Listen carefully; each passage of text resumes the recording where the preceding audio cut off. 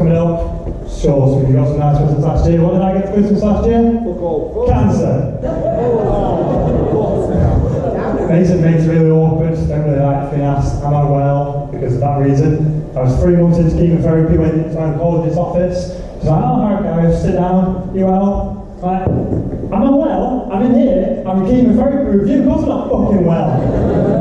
That's all I wanted to say, but I'm British, polite, a bit awkward, so that's the usual. Yeah, I'm not so bad, thanks, how are you? Even when I've got cancer.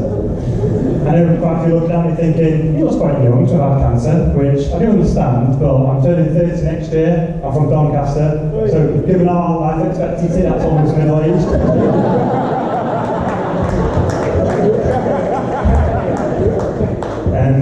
We're really a jog in Doncaster, we've got an obesity crisis. Come to places like London, even Sheffield, the parks are full of joggers. Bit different in Doncaster, see someone who looks like, you think, oh, I'm jogging, they're not, just fleeing a crime.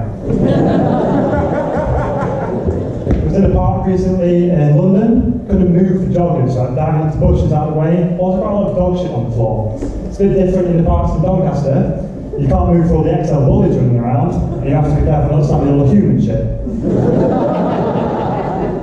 We also don't eat very healthy in Doncaster. I grew up, childhood, early 20s, not really know what kale was.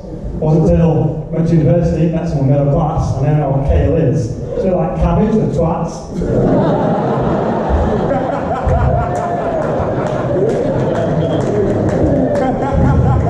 Everyone likes it.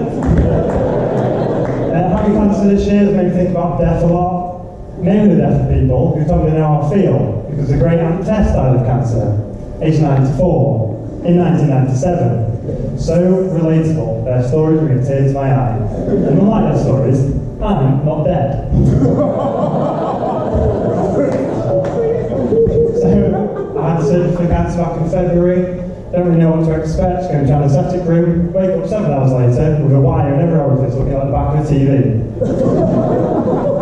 Worst where I've a lot is a catheter, especially at 2 AM in the morning when a nurse sneaks into a room and starts doing rhythm gymnastics with it, going like this. I say, ow. She says, oh, sorry lovey, I didn't mean to wake you. If you work in NHS, just a warning, if you're like this, and that is connected to my dick, it's never wake me up. Things do get better that morning now, I promise my surgeons. Like, get up out of bed, Gareth, have a few laps, we'll take that out. And great. Want something out of it? Get out, walk around. With a catch, of course, to say, if you don't urinate in 12 hours, you're going to have to pop it back in. Now, you think this is stressful? Imagine stood over a toilet bowl thinking, if I piss here, I'm going to have something around, right on my belly. It's more nerve-wracking than doing this.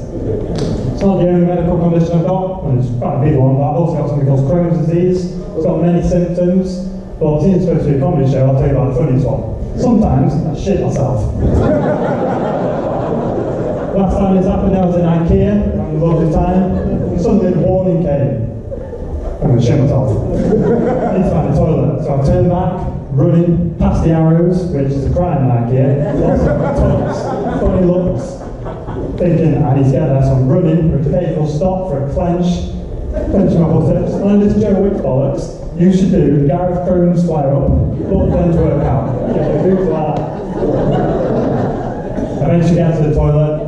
Luckily there's no one in there to hear or smell the devastation that's about to be unleashed. Enter trap 1, trousers are barely past my knees before the world is falling out my arsehole. Some people take phones to the toilet to play games, browse Instagram. I need to take mine just in case I need to phone an ambulance. Sure, most of you go to the toilet, do your business, wipe, flush, go about the rest of your day. I'm not so lucky. I need to check the scene for damage. There's stuff I might have lost in the carnage. Looking back, I can do my spleen for all I know. I'll just take a room just in case I need it, take to the doctors. Clean myself up, catch my breath, open the door, expecting either an empty toilet or worse, a fox retching. But no, instead I'm greeted by a dad and his little son stood looking up at me. It's all a bit awkward, don't really know what to say. Like, don't have the meatballs if I were you.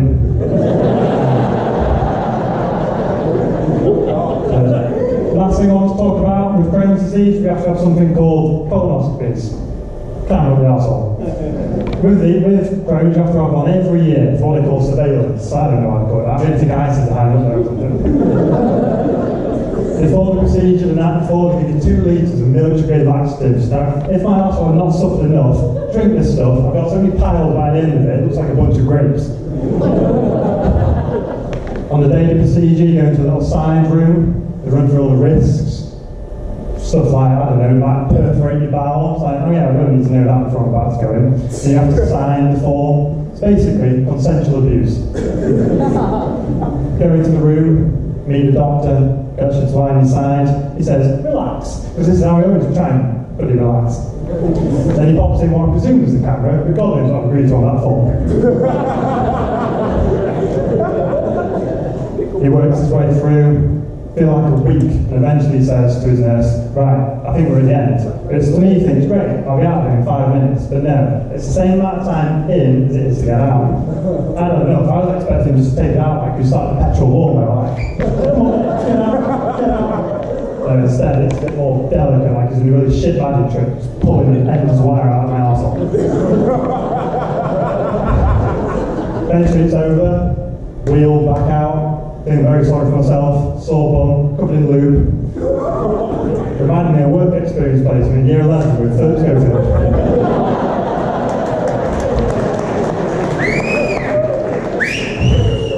Going to the recovery room, meet my recovery nurse, who just happens to be someone I went to school with. Now it's not ideal, because obviously I'm not in the best position to have a conversation, so I turn over, pretend she's not really seen me.